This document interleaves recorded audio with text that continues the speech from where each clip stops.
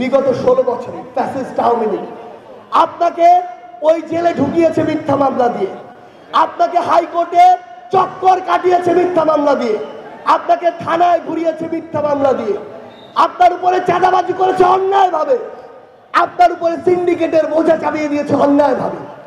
এই কারণে 16 বছর পরে সকল রাজনৈতিক দল ঐক্যবদ্ধ হয়ে ওই ফ্যাসিস্টের পতন ঘটিয়েছে।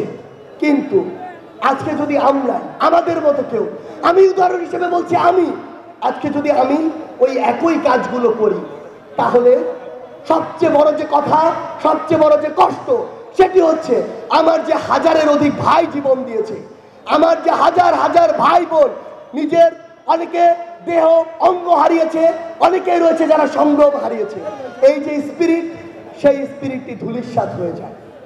সেই জায়গা থেকে আপনাদের প্রতি অনুরোধ, যে নির্মম নির্যাতন নিপীড়নগুলো দেখে 16 বছর পরে এই ছাত্র জনতার অভ্যুত্থান ঘটিয়েছে, অভ্যুত্থান হয়েছে, আপনাদের কাছে বিনীত অনুরোধ, দয়া করে ঐক্যবদ্ধ থাকুন এবং এই কাজগুলো থেকে শিক্ষা নিয়ে এই কাজগুলো থেকে বিরত থাকুন।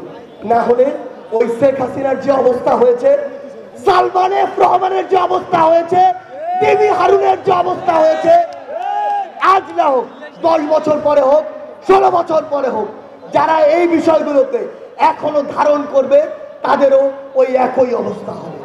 আমরা কোনো অথরিটি না, আমরা একটা প্রেসার গ্রুপ। এই প্রেসার গ্রুপটি কোনো কাজ যদি করতে চায় তাকে অবশ্যই আইনগত প্রক্রিয়ায় করতে হবে। আমরা যেন আবারও ক্ষমতার অপব্যবহার করে কোনো কিছু হতে বাধ্য না করি, আমরা যেন আমাদের আইনগত প্রক্রিয়াটি বেছে নেই, তাহলেই দেশ স্থিতিশীলতার দিকে যাবে।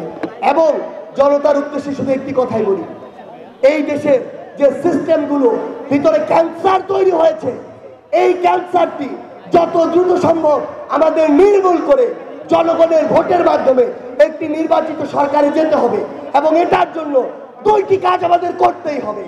এক, আমাদের ধৈর্য ধরে এই অন্তর্বর্তীকালীন সরকারকে সহযোগিতা করতে হবে, এবং 2, আমাদেরকে এই রাজনৈতিক আদর্শ দলাদলি আর মুখোমুখি হওয়ার যে ট্র্যাডিশন, যে কালচার, সেটি থেকে কিছু সময়ের জন্য বিরত হয়ে ঐক্যবদ্ধ থাকতে হবে।